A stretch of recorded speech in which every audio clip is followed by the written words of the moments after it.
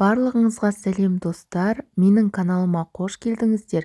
Мен бұл видеода ағылшын тіліндегі сан есімдер туралы айтатын боламын. Видеоны міндетті түрде соңына дейін қараңыз.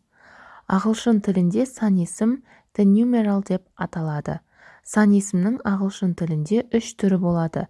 Олар есептік сан есімдер, реттік сан есімдер және бөлшектік сан есімдер. Есептік сан есімдерді cardinal numbers, реттік сан есімдерді ordinal numbers, бөлшектік сан есімдерді fractional numbers деп атайды. Бұл видеода есептік сан есімдер, яғни cardinal numbers туралы айтатын боламын. Ең алдымен 1-ден 10-ға дейінгі сандарды атап өтейік.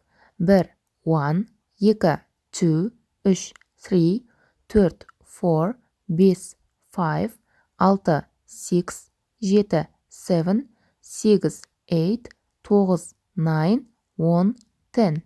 Ал енді 11, 12 және 13 сандармен таныс болайық.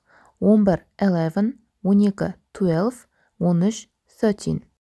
14 пен 19-ға дейінгі сандар тен жалғауының жалғануы арқылы жасалады. Мысалы 14, 14, 15, 15, 16, 16, 17, 17, 18, 18, 19, 19. Осы сандардың ішінен 15 санын жазған кезде абай болуымыз керек. Себебі 5 деген санда 5 деген сөзде V және I әріптеріне аяқталып тұр. Ал 15 деп айтқан кезінде V әріпі F әріпіне айналып кетеді. Келесі 20 деген санды 20 деп айтамыз. Ал 21 мен 29 сандарының аралығы 20 және оған қосылған сан. Осылай жасалады. Мысалы 21, 21, 22, 22, дәл осы секілді 29-ға дейін санап шықсақ болады. 30 деген санды 30, 40 деген санды 40, 50 деген санды 50, 60, 60, 70, 70, 80, 80, 90, 90, ал 100 деген санды 100 деп айтамыз. Мұнда 1 деген сөзді айтсақ та болады, немесе айтпасақ та болады.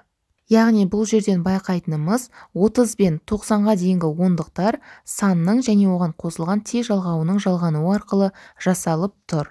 Мұнда біз 40 деген санды жазған кезінде абай болуымыз керек.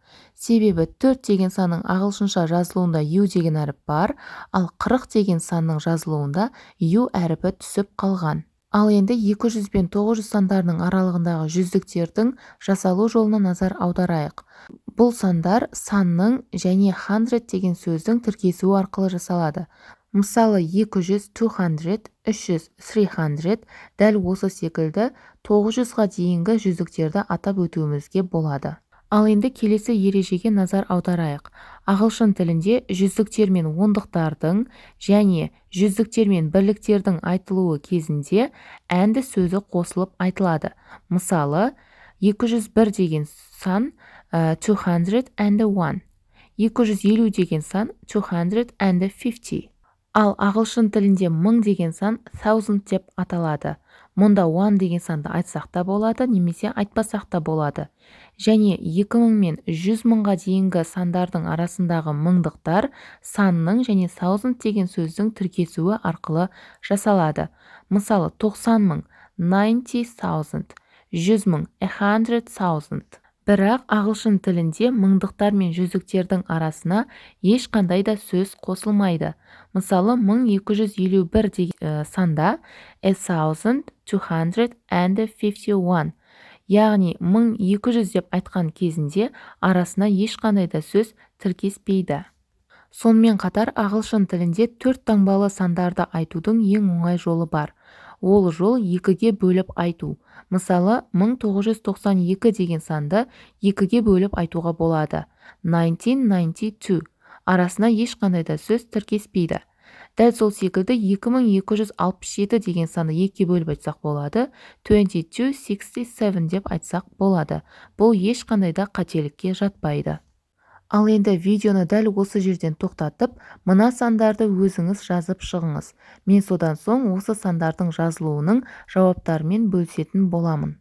Ал енді жауаптармен таныс болайық. Міне достар, бүгінге видео сабақ аяқталды. Сіздерге айтылған мәліметтер түсінікті болды деп ойлаймын. Егер сізге видео ұнаса, міндетті түрде каналға тіркеліп, лайк басуды ұмытпаңыз.